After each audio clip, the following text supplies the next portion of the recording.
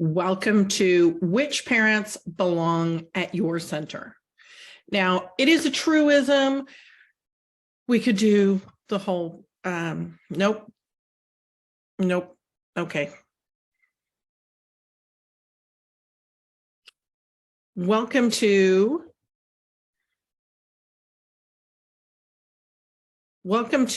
Which Parents Belong at Your Center. I could go all Jane Austen and say it is a truism universally acknowledged that a parent with children is in search of the perfect childcare. But let's not go there. The thing is that there are so many different ways that childcare can be provided, that early education can be delivered. And your program is not the right program for everybody who has a child in your age group, in your town. Absolutely not. And it shouldn't be. There should be differentiation. Your program should be different than the program down the street, and the program down the street should be different from the one that's 2 blocks over, et cetera, et cetera. We have to have our own way of providing care, of providing this service that is so important to the children in our program. And this goes back to, I'm sure you know, right? Your educational philosophy that we did way back in the beginning of the class. What your educational philosophy is determines which families are the right families for your program. So how do we attract them? How do we get that right parent into your program? So for some people, you can go straight into it and figure out what makes the perfect client, what makes a parallel parent. You know about what age they are. Are they mostly single parents? Are they mostly 2-parent households? Are they mostly in their 20s, 30s, 40s? They mostly work in retail, or they mostly work in yard work, or they mostly work in blue collar jobs or white collar jobs or pink collar jobs. For some of you, you automatically know who your ideal client is.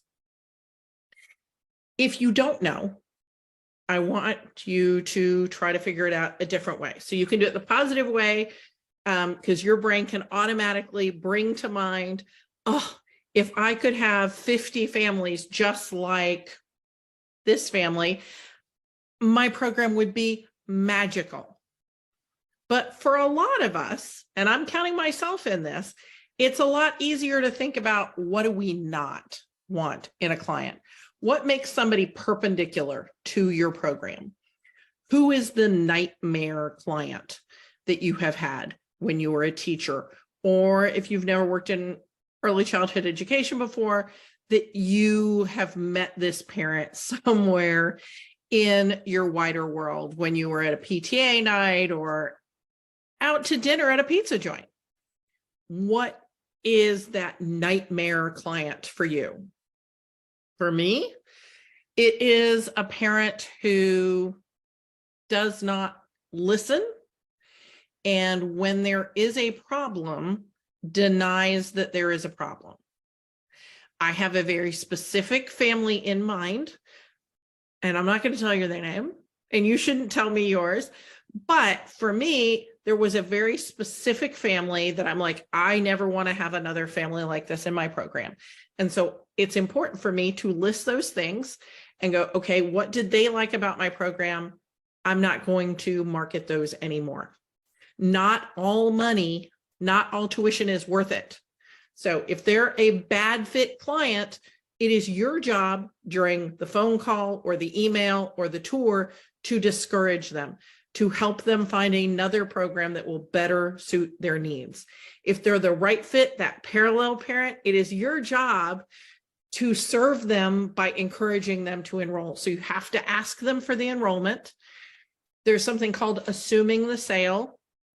Go on YouTube, you'll find plenty of videos about assuming the sale, and you need to enroll them, because if they're a parallel parent, they need to be at your program.